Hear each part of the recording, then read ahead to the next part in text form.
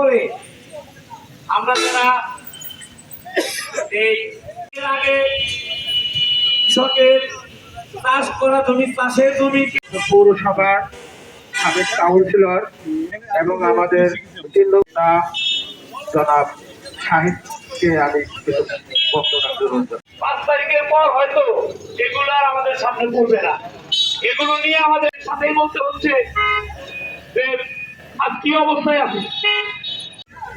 আপনারা কিছুদিন আগে থেকে যে একটি হাইকোর্টের রিট হয়েছে, যে রিটে বলা হয়েছে, আপনারা দেখবেন অম্বলপুরে প্রায় 15-20 বিঘা জমি ইতিমধ্যে কেটে যাচ্ছি।